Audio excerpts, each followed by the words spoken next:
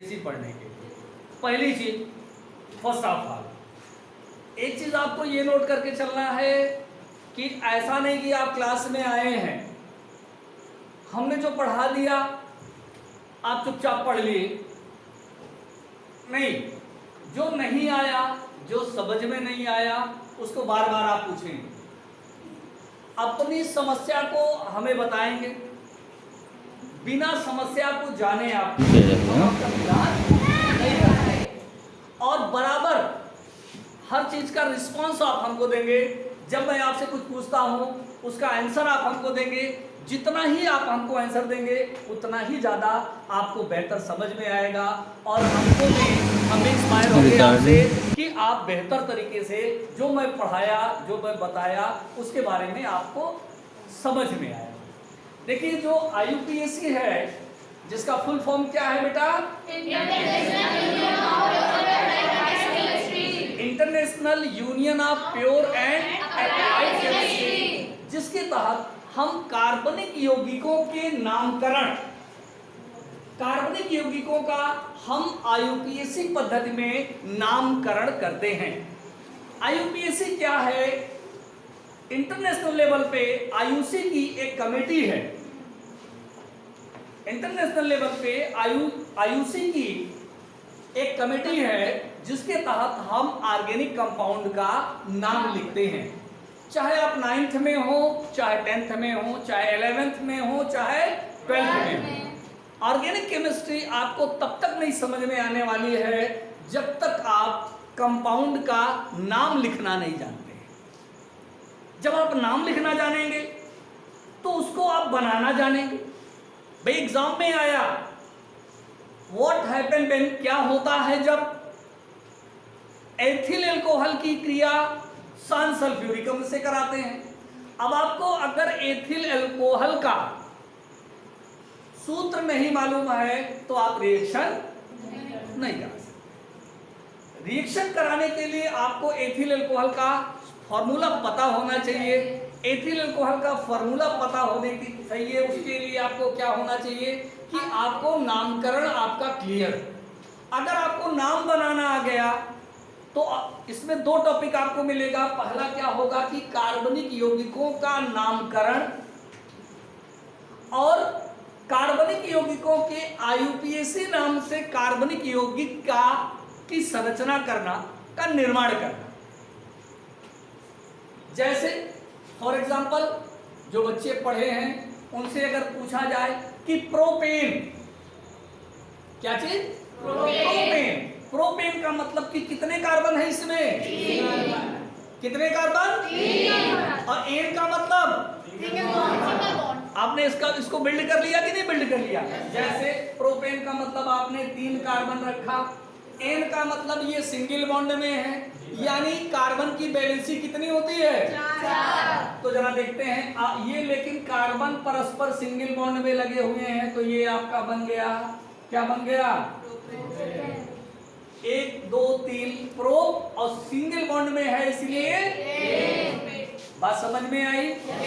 इसलिए IUPAC नाम आपको आना मस्ट है। और किसी भी कार्बनिक यौगिक का एक फॉर्मूला है, ये जो हमने बना के रखा है कि आप इस क्रम में इसको यूज करेंगे। कार्बनिक यौगिकों का IUPAC नाम बराबर प्रतिस्थापी पार्श्व श्रृंखला का पूर्व लग्न, किसमें? वर्णमाला क्रम। किस क्रम में? वर्णमाला क्रम में, अंक सहित। अगर मान लीजिए किसी कंपाउंड में एक से ज्यादा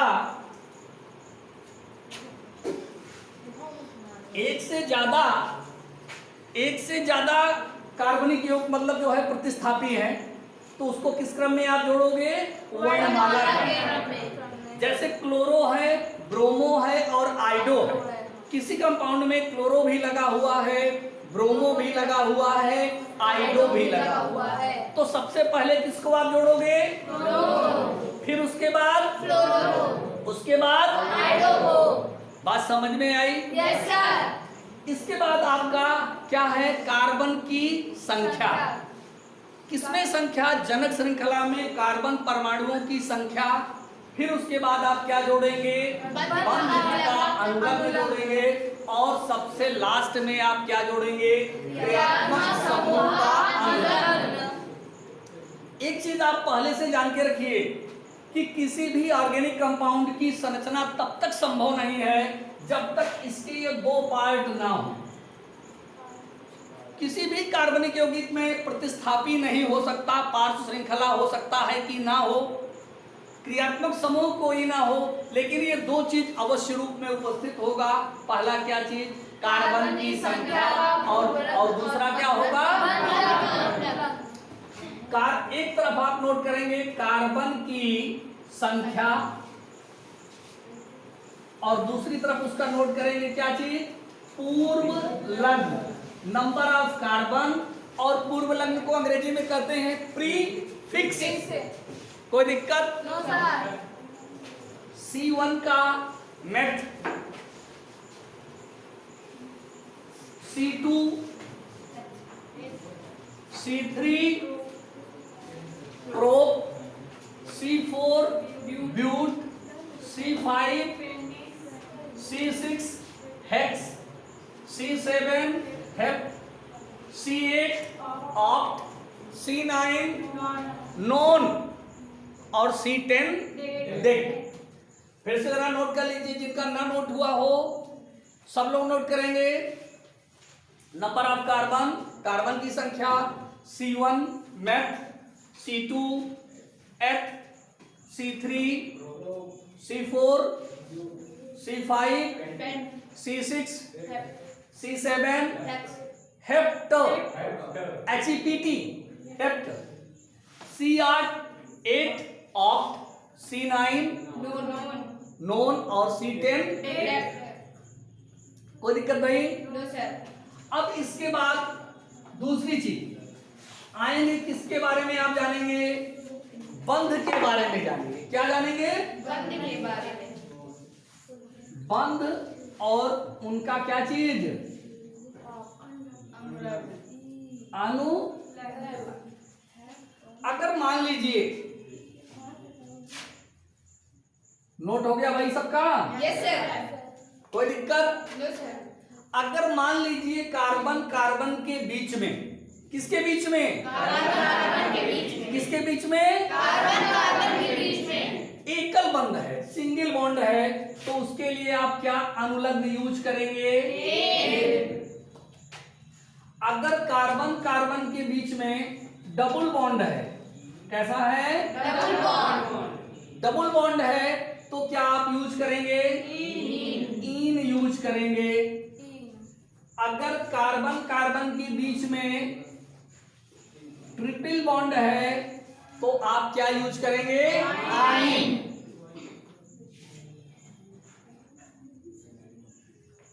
अगर किसी कंपाउंड में मान लीजिए सिंगल बॉन्ड भी है और डबल बॉन्ड दोनों लगा हुआ,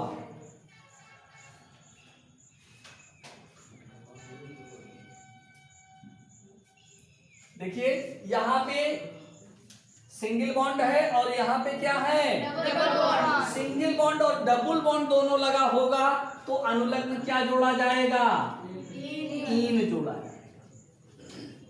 किसी कंपाउंड में मान लीजिए सिंगल बॉन्ड है और क्या लगा हुआ है, ट्रिपल बॉन्ड लगा हुआ है, तो आप अनुलग्न क्या जोड़ेंगे, आइन। उसका अनुलग्न आप क्या जोड़ेंगे, आइन। अब जरा देखिए सिंगल बॉन्ड के साथ अगर युग्म बंध जुड़ा है, डबल बॉन्ड जुड़ा है या ट्रिपल बॉन्ड जुड़ा है, तो केवल अनुलग्न आप किसका जोड़ते हो, डबल बॉन्ड या ट्रिपल बॉन्ड का। लेकिन अगर कोई कंपाउंड है जिसमें क्या है कि डबल बॉन्ड और ट्रिपल बॉन्ड,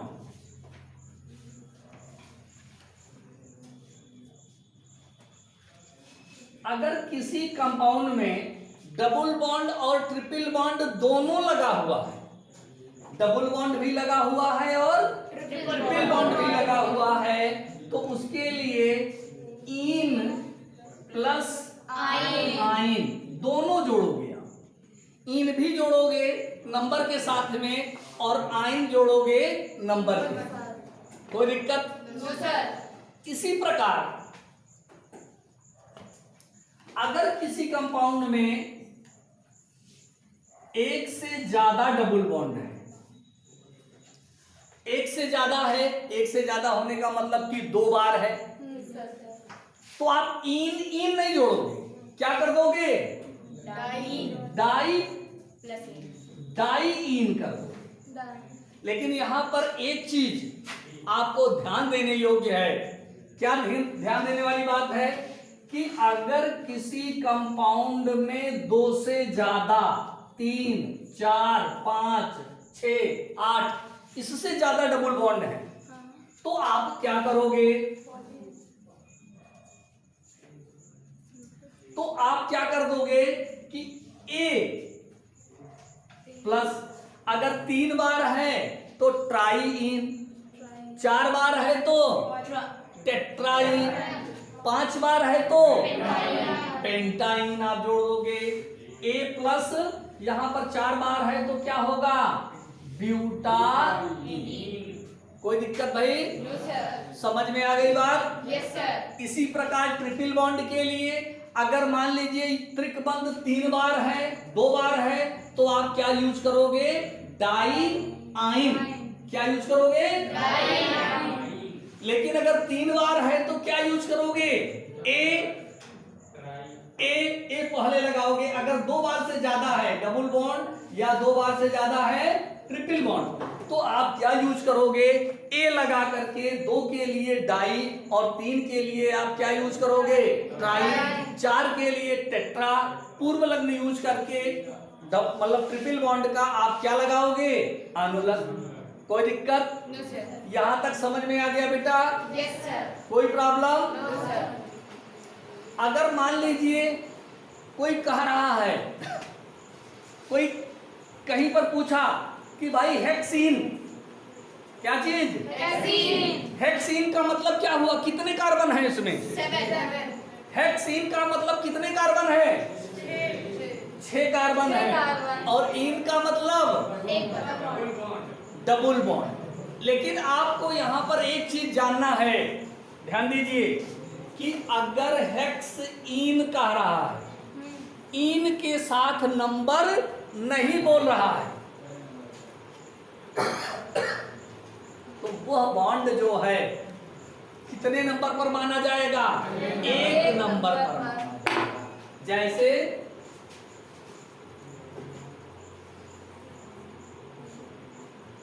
ये आपका क्या हो गया?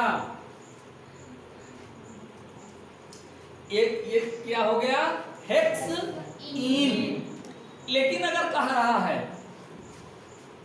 हेक्सीन 2, हेक्सीन 2, इसका मतलब तब आपको क्या करना पड़ेगा? इस सीरीज का नंबर देना पड़ेगा। इस सीरीज का क्या देना पड़ेगा? नंबर। और किसी भी सीरीज की नंबरिंग क्या कहलाती है? जनक श्रृंखला का अंकन। क्या कहलाती है? जनक श्रृंखला का अंकन। अब जरा देखिए, पहली चीज आ गई कि जनक श्रृंखला क्या है। जनक श्रृंखला क्या चीज है? किसी भी कार्बनिक अणु में, नोट कर लीजिएगा इसको, जनक श्रृंखला या मदर चेन, किसी भी कार्बनिक यौगिक में, किसी भी कार्बनिक यौगिक में कार्बन परमाणु की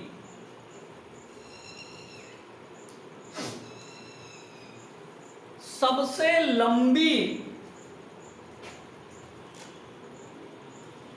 सतत श्रृंखला, सतत कंटिन्यूअस, क्या कहलाती है? जनक श्रृंखला कहलाती है, मदर चेन कहलाती है जी। और उस जनक श्रृंखला को एक सिरे से दूसरे सिरे तक अंक प्रदान करने की क्रिया क्या कहलाती है? जनक श्रृंखला का अंकन। अंकन कहलाता है। कोई दिक्कत? अब चूंकि हमारे कंपाउंड में क्या पूछा था हेक्सीन 2। हेक्सीन 2। हेक्स बोले तो कितने कार्बन? 6। कितने कार्बन? 6।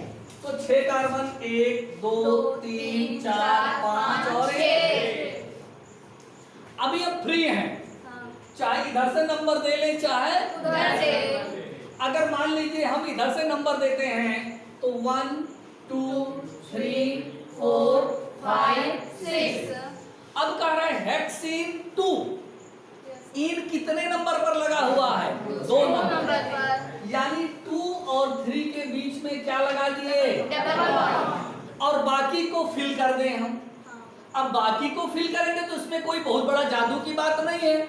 आप सब लोग जानते हो कि कार्बन की कितनी संयोजकता होती है? 4। कार्बन की कितनी संयोजकता होती है? 4। अब जरा देखिए, ये कार्बन 1 2 3 और 1 4। यहाँ पे 1 2 3 और 1 4। यहाँ पे 1 2 3 और 1 4। यहाँ पे 1 2 3 और 1 4। 1 2 3 और 4। 1 2 4। 1 2 3 और 1। 4। बाकी जो बैलेंसिंग इनकम्प्लीट है इस पे सब पे आप क्या रख देंगे? यच रख देंगे। इसका नाम आप लिखेंगे तो क्या लिखेंगे भैया? हेक्स 2। अगर यही कहीं पूछ लिया हेक्स 3 तो 3 का मतलब कि जो डबल बॉन्ड होगा वो 3 और 4 के बीच में होगा। बात समझ में आई? Yes sir. चलिए भाई, अगला बात समझ लीजिए, प्रतिस्थापी क्या है? प्रतिस्थापी या इसी को कहते हैं सब्स्टिट्यूएंट। क्या कहते हैं? सब्स्टिट्यूएंट। प्रतिस्थापी क्या है? प्रतिस्थापी वे हैं जो कार्बनिक अणु में सबसे पहले आते हैं। कार्बनिक अणु में क्या आते हैं? और जिनका हम पूर्व लग्न सबसे पहले लिखते हैं क्या कहलाते हैं? प्रतिस्थापी। तो आप जरा प्रतिस्थापियों को नोट करिएगा भाई। प्रतिस्थापी या इसी को कहते हैं सब्स्टिट्यूएंट। कौन कौन प्रतिस्थापी है? और दूसरी तरफ इनका पूर्व लग्न को अंग्रेजी में क्या कहते हैं बेटा? प्रीफिक्स। कोई दिक्कत? Substituent and its prefix. Any problem? No sir. अगर Cl लगा हुआ है तो इसका पूर्व लग्न हो गया क्लोरो। इंग्लिश में लिखेंगे इसको क्लोरो। Br bromo. आइडो। नोट करते चलिए, छूट तो नहीं रहा है? No sir. Cl chloro, Br bromo, आइडो, NO2 nitro, CH3O methoxy. कौन सा oxy? Methoxy. C6H5O sorry C2H5O ethoxy.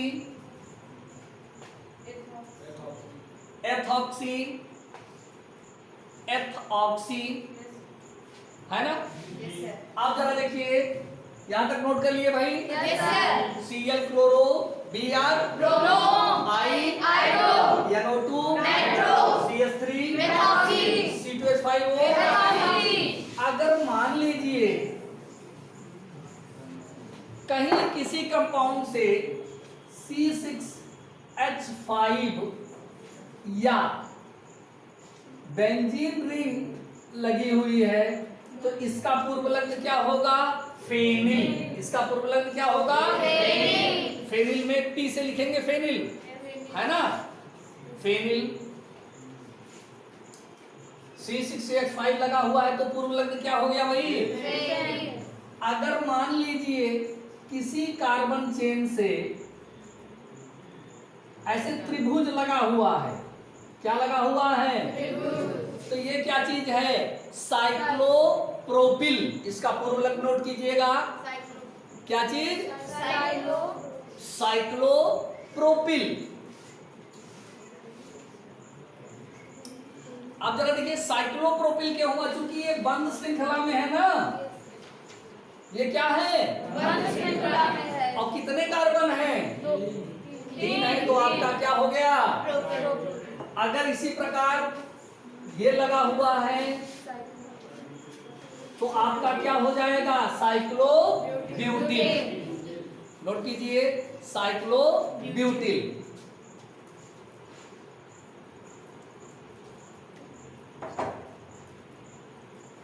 हो गया भाई? प्रतिस्थापियों को आपने नोट किया? क्या क्या था इसमें? Cl का पूर्व लग्न बोलिएगा भाई जरा। Br I NO2 CH3O C2H5O C6H5 CH3 चतुर्भुज। कोई प्रॉब्लम? समझ में आई?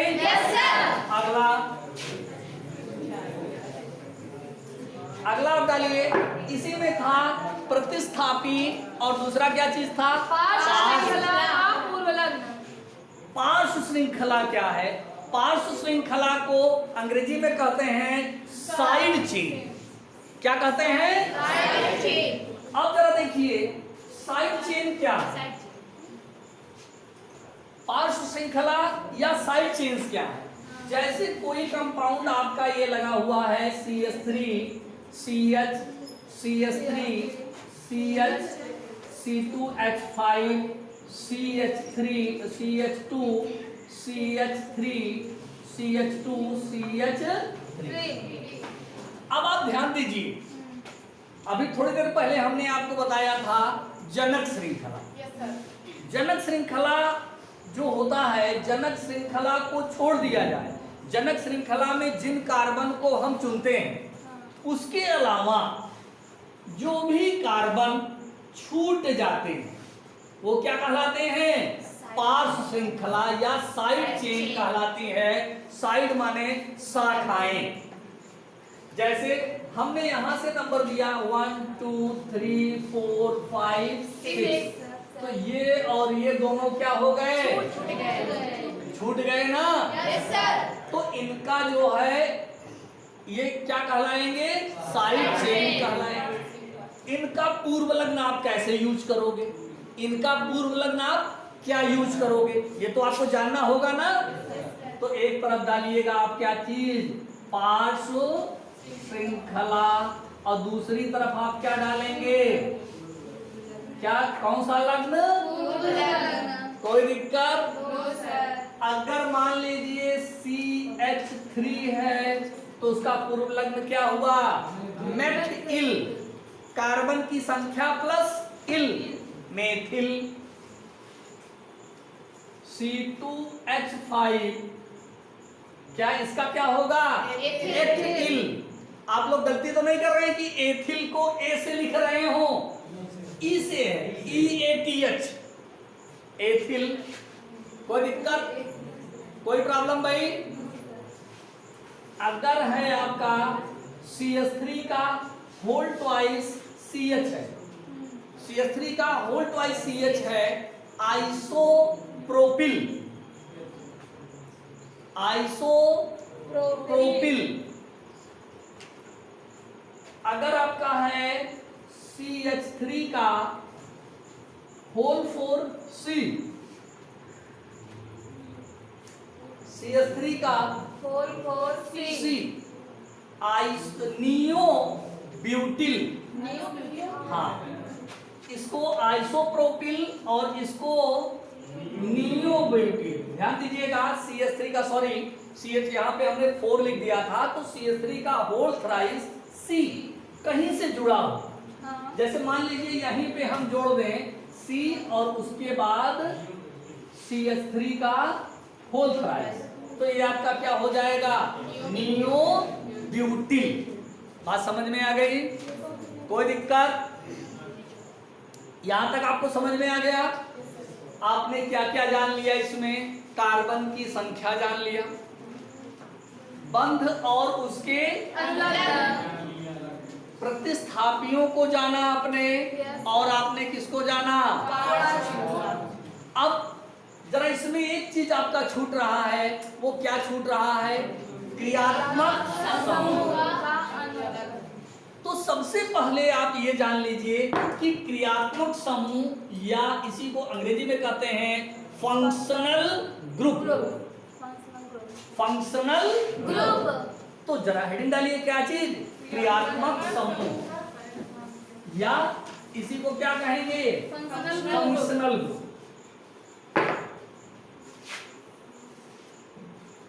ध्यान दीजिए, एक चीज आप बहुत गौर से पढ़ेंगे, बहुत चीज अच्छी तरह से समझेंगे कि कार्बनिक यौगिक केवल दो चीजों से मिलकर बना होता है। कार्बनिक यौगिक में केवल दो ही पार्ट होता है। पहला पार्ट होता है एल्किल समूह, और दूसरा क्या होता है? क्रियात्मक समूह। जैसे मान लीजिए हर श्रेणी का अपना क्रियात्मक समूह होता है। जैसे ये आपका एक क्रियात्मक समूह आपके सामने लिखा हुआ है OH, ये क्रियात्मक समूह है। इसके पहले आप एल्किल समूह लगाएंगे। जैसे आप CH3 जोड़ते हैं तो यही हो जाता है मेथिल अल्कोहल। अगर आप इसी के स्थान पे C2H5 जोड़ देते हैं तो क्या हो जाता है? अगर C3H7 जोड़ देते हैं तो क्या हो जाता है? तो क्रियात्मक समूह क्या है? किसी भी कार्बनिक अणु का वह खंड या वह भाग जो उसके रासायनिक गुण, जो उसकी केमिकल प्रॉपर्टी, रासायनिक गुणों के प्रति उत्तरदायी हो, क्या कहलाता है? क्रियात्मक समूह। किसी भी कार्बनिक अणु का, जो किसी भी कंपाउंड का जो कैरेक्टर होगा, जो प्रॉपर्टी होगी, वो किसके कारण डिफर करेगी? उसके फंक्शनल ग्रुप के कारण।